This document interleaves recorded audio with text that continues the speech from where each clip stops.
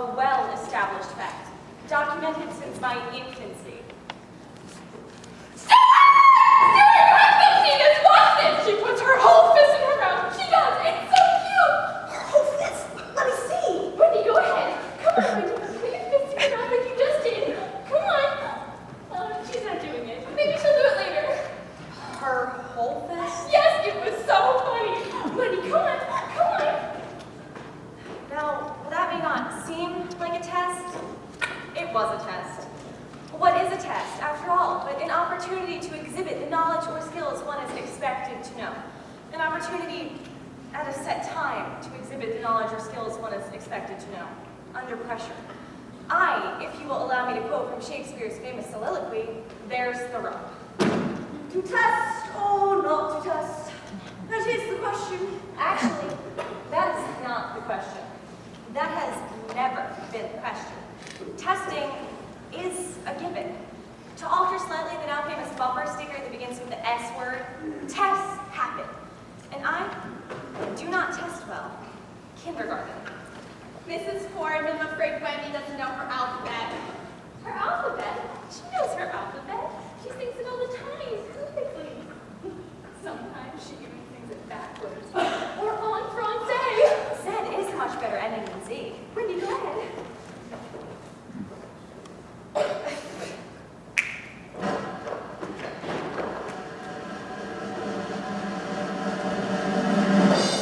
My stunt double. What's the question? Your alphabet, Wendy. Can I have a hint? It begins with an A. No, it's a hint. You don't need a hint. Stop chewing on your fingers. Say the alphabet. Pluto? No. Friday? Wendy. And so it went. First grade. I'm afraid Wendy doesn't know how to add. Add? She can add. She adds all the time. Driving to Massachusetts, she totals up all the speed limit signs. Wendy, what's 2 plus 2? No hints. Stop with the finger. Pluto? Second grade. Mrs. Ford, I'm afraid Wendy What? She does that in her sleep! Wendy, take your finger out of your mouth and tell her. Third grade. Mrs. Ford and Wendy. Yes, you can! Wendy! Pluto!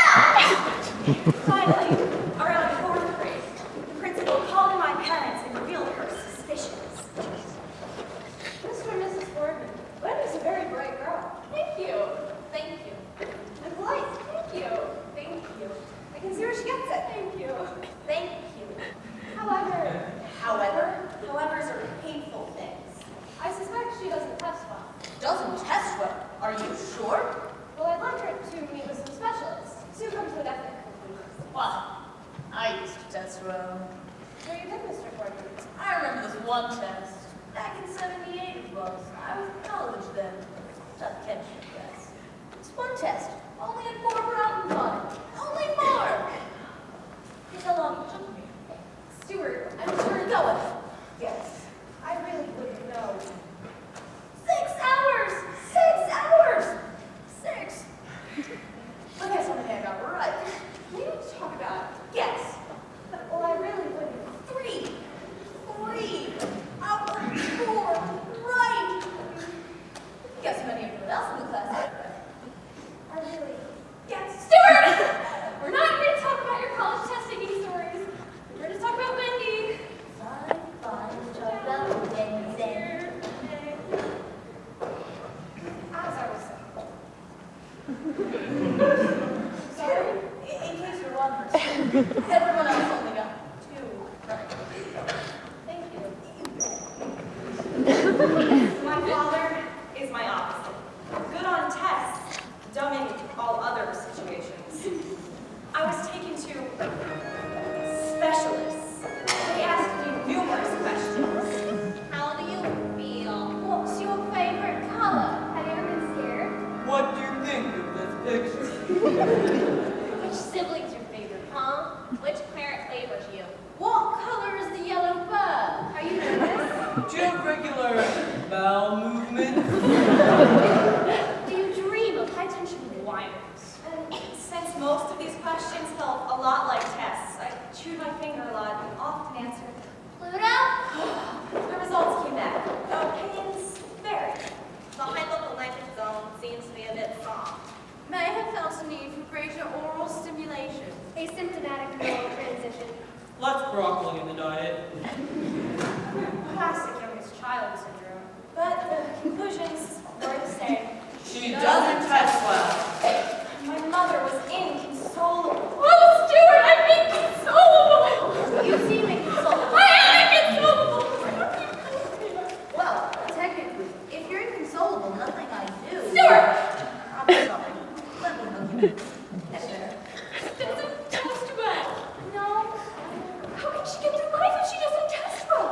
Fly me a river, it's all right. In school, in life, in careers, she'll have tests. Let it out, honey. She'll have exams. Her permit test, her driver's test, her SATs, her ACTs, Her NAACPs, her PDQs, her... now you're just dumb. Oh, sorry. Sorry. What will we do? Whatever will we do? Child doesn't test well? Why, yes! Along came Protest Incorporated, guaranteed to lower anxiety and raise those test scores, or your money doubles. Let's try it! In 8th grade then, I became a protest client.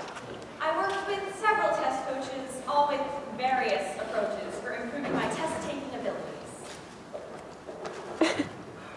Well, Wendy, I know this may be difficult. It may take a long, long time, but it is necessary. We won't be able to make any significant progress, Wendy, until you are able to freely admit the difficulty you are having. Now, I know this might be hard, but I have a series of steps I would like us to follow. I do not test well. What?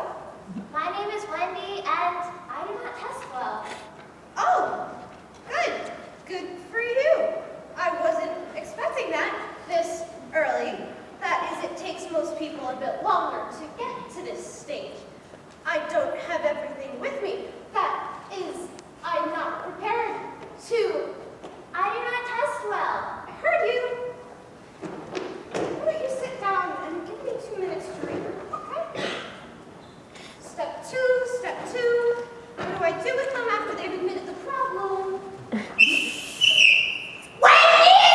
Yes, my name is Wendy, and I do not particularly care what you do or do not do, Miss Wendy. My main point is, you look flabby to me. Flabby? That's right. The mind and the body are connected. Flabby body means flabby mind. You got me? Flabby means flabby. Yes. Now jump there and give me 20 push-ups! 1, 2, 3! Is that all you've got? No wonder you're having trouble! Flab! Now flip over and give me 50 sit-ups! 1, 2, 3! Don't slack on me! 4, 5, 6! By the time I'm done with you, your body is going to burn! Your mind is going to be alert! Now come up here and give me 65 jumping jacks! 1, 2, 3! I can't do this! I'm dying! You don't know dying! I'll show you dying there, Missy! You're not leaving here until I get 90 push-ups! 550 sit-ups! What is it? The Olympic synchronized underwater basket shooting team needs conditioning work. I'm out of here, Missy! I'm listening to you! That's alright, good at them. I'll be fine. I believe in identifying and using our emotions so that the very elements that keep us from our highest potential can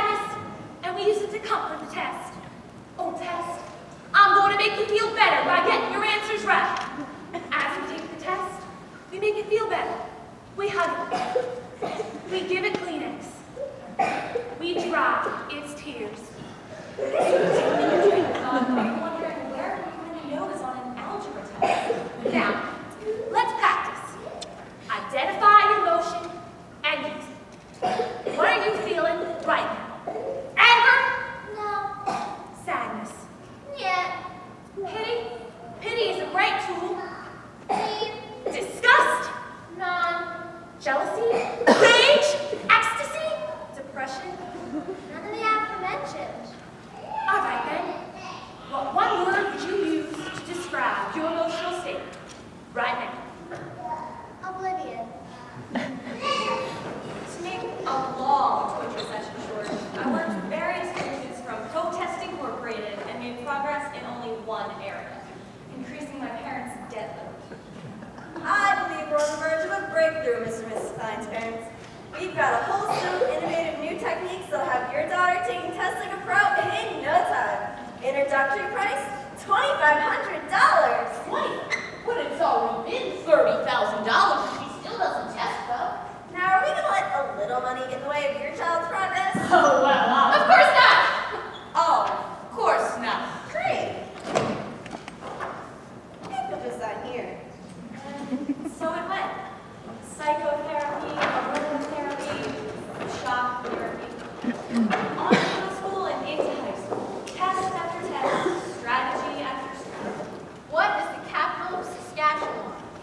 Imagine you're on a deserted island, surrounded by sand, and leaping dolphins. You named one of the dolphins Saskatchewan, and you've named its baby after the capital. Call to the baby. Call to it. True or false? Beowulf was written during the Middle English period. Turn your answers into songs! Oh, Beowulf! Oh, Beowulf! You killed the Bengal, the swamp thing! Oh, Beowulf! Determine the area of the rhombus if angle B is 25 degrees.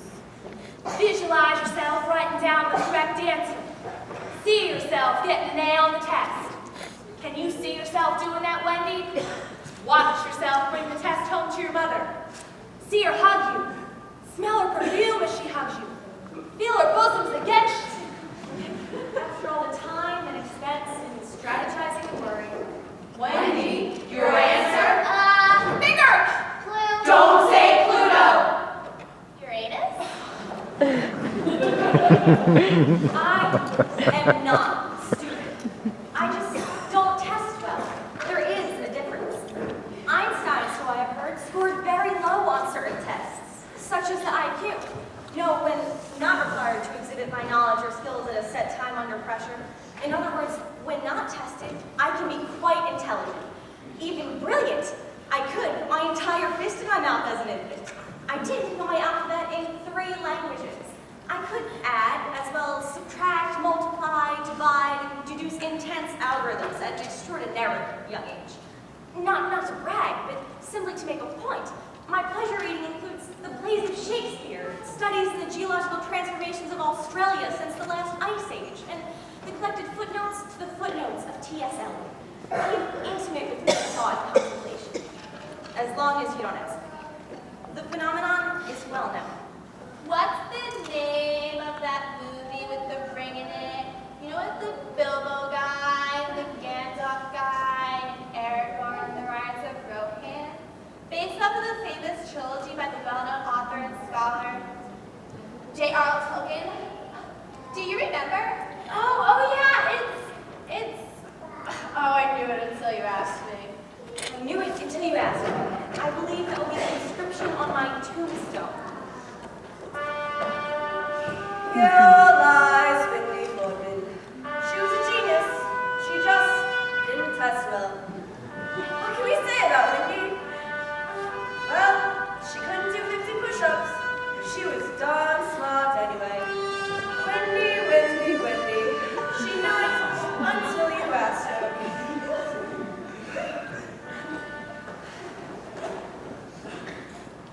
So, here I am again, taking a test. Sitting today between Sarah and Bob. They both test relatively well. They pass. Sarah with A's and Bob D's. Their strategies differ, of course. Okay. Let's see. Which word makes most sense to the blank? The blank of the poem encourages multiple readings. A, pejoration. B, mammon. C, rhetoric. D, ambiguity. Pejoration of the poem, insulting of the poem, that doesn't make sense. Mammon of the poem, material possessions of the poem. Rhetoric, that could be, seems a possibility. Ambiguity of the poem, that makes sense too, so C or D. The blank of the poem encourages multiple readings. Multiple readings. Ambiguity, multiple interpretations. Definitely D is the better answer.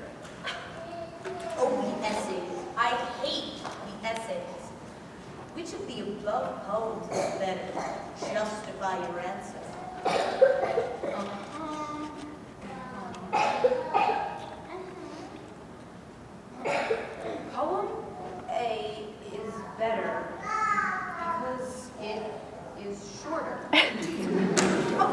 Next question. Sarah intends to be valedictorian and attend Dartmouth. Bob intends to drive large trucks and drink heavily.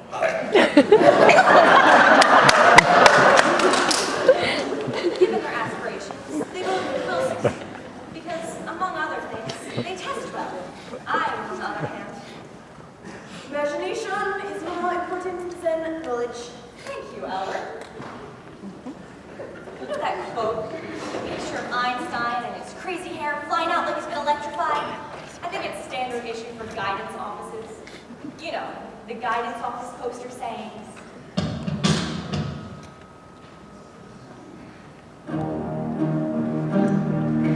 With the moon above me, a purplish glow surrounding me, I reach up to see my outstretched hand silhouetted against the night sky, and I think to myself, I am a guidance office poster. I am saying, limits only exist in your mind. Skydiving off a tremendous cliff, soaring over a crashing waterfall, facing possible oblivion, but feeling more alive than I ever have. I realized I am a guidance office poster. I am saying you cannot fulfill your dreams unless you dare to risk it all.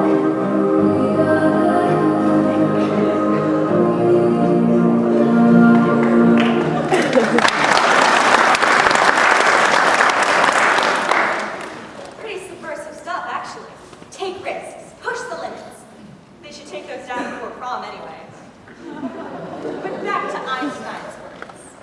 Imagination is more important than knowledge. There are many things we should thank Albert Einstein for, including the theory of relativity and making bad hair an acceptable thing. And I personally don't think this particular saying is of much help to me. Because despite all my protest counselors have told me, Imagine the test as a separate. You must stop it. Despite all the advice and the strategies and the philosophies, I know the truth. My imagination is why I don't test well. Actually, my imagination has been causing problems for a long, long time.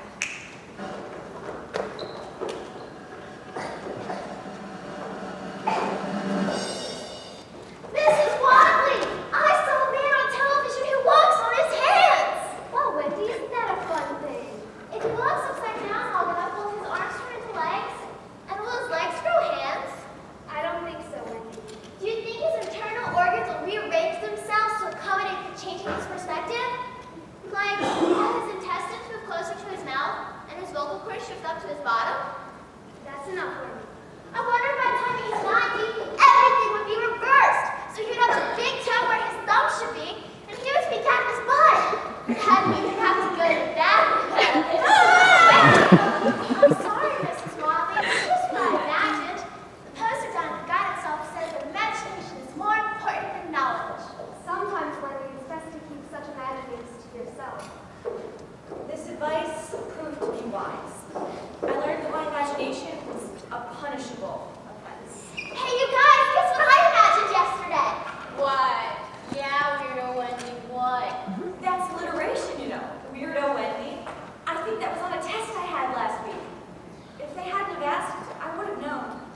Is it like last week when you imagined that the school was a giant hatching ground for super lice? That is a possibility, you know. Lice are becoming more resistant to traditional treatments. Have you got lice, Wendy? I bet you do. What'd you imagine, Wendy? That is bad alliteration, in case you're keeping track. Well, you know the janitor who always talks to himself? So I heard some of the words he said. He said children, paprika, sausage, circular saw, and work gloves. And then you know Stacey Merkel, who hasn't been in school for 3 weeks? Yeah. Well, I put it all together. And I imagine that he watches us very closely to see who's putting on the most weight. And then he snatches one of us away and cuts her to bits and pieces with the circular saw while wearing his work gloves. And he mixes her bones and her guts together with paprika and turns her into the sausage we eat for lunch. This is I learned to internalize my imagination to avoid trouble. And this was generally fine.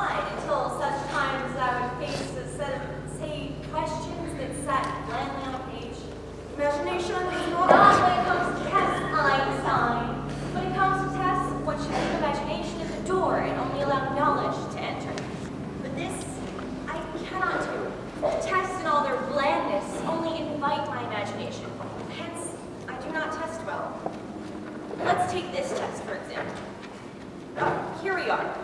Page 3. A pleasant vocabulary matching section. Words in the word bank sit smugly next to their assigned letters, waiting to be matched. Did you hear the word I used just now? It should have alerted you to my problem. Smugly. I just described the words in the word bank of a vocabulary section of a test as smug.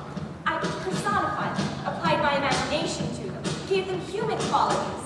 The words in the word bank are no longer inanimate blotches of ink on an inner piece of paper. They are beings, arrogant beings, assured of their place in the world. I detest them for it. The words in the word bank? What of them? Listen to them. You know what they are? They are the players lined up. They are the ones who got shit. You know they're going to lose. They make you sick. How's it going? The name's esoteric! Adultery! It used to come! Hey, Tiberius! Heck right here! Language.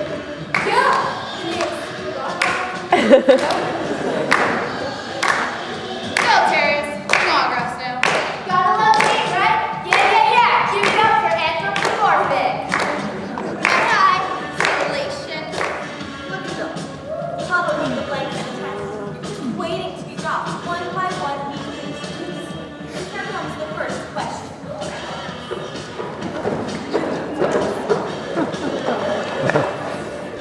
Hey, everybody. How's it going? Which one of you wants to fill in this blank, huh? The blank nature of the speech caused the reporter to have difficulty identifying the main point. That's me! Idiosyncratic. The idiosyncratic nature of the speech. Back off, dude. The call for language has come down. Adultery, and I believe that blank was custom made for one. The adultery nature of the speech caused the reporter to have difficulty identifying the main point. I'll take that. Oh no, you won't!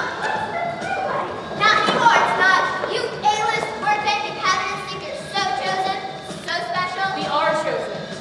Back off, esoteric. It just so happens that I, Wendy, stunned Wendy actually. You don't have to say that. I don't have to say that. It just so happens that I, Wendy, champion of the underdog, has brought in a holy set of words.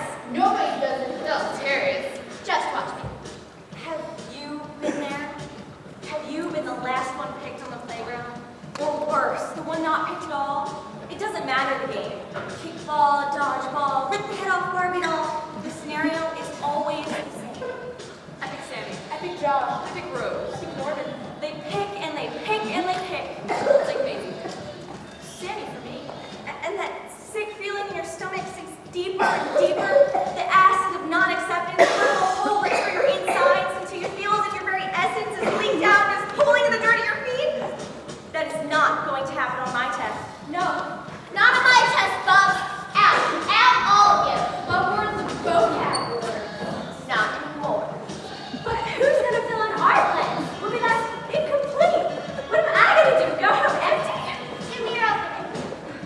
My blank uncle never fails to amaze me with his latest set of quirks. That's me, idiosyncratic, big. I'm coming to you. Back off. But listen, he's right.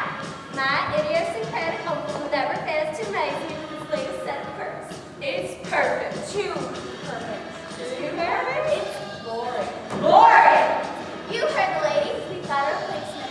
Pulled from the ranks of the vocabularically ignored, from the annals of the perfectly good but deemed unworthy to use the dictionary, I bring you Gosh, Bustified! That's my name. Don't wear it out. my Gosh, Bustified! uncle never fails to amaze me with his latest set of quirks. You have got to be kidding me. I think we make a lovely couple, don't you? Gosh, Bustified! Excessively pleased and gratified. Nice, huh? No, gosh, bust off. Whatever. Doesn't hold a candle to idiosyncratic. That's Gosh, Bustified, Junior. Get it right. Well, you are kind of different And cute, too, don't you think? and interesting and interesting. Now you're cooking. So one by one, I replace those smug, assured, accepting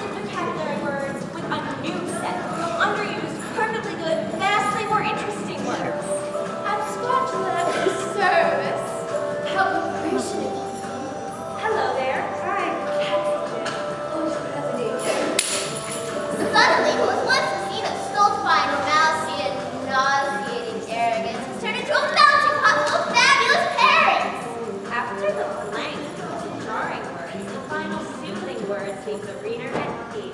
That's me, Cat Birdie. I've been there. Sorry, too bland. I like cats and jammer better. What? Sucks to be you, doesn't it? Suddenly, isn't this great? A celebration of the underdog despite overwhelming odds. A story. Yeah. I mean, where else would you find a word like I was actually getting a chance, huh? 3 cheers for Wendy. Yay! Go! Oh no, dissension in the ranks. We're the chosen words. We're taking a look at that. No!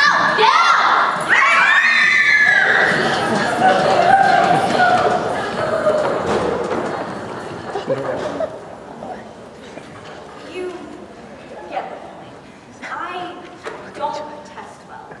The period is coming to an end. Everyone around me is done. Sarah is putting the finishing touches on her egg. Bob wrapped up his D 15 minutes ago and is slipped into a mini coma. I, by contrast, am contemplating whether the word ultra-crepitive would win in a fist fight over mockage. Imagination, stop it, Al. Shortly, the bell will ring, the other students will file out, and I will sit, contemplating yet another unfinished, poorly executed test. The teacher will walk to me sadly and say, Wendy, Wendy, Wendy, what are we going to do with you?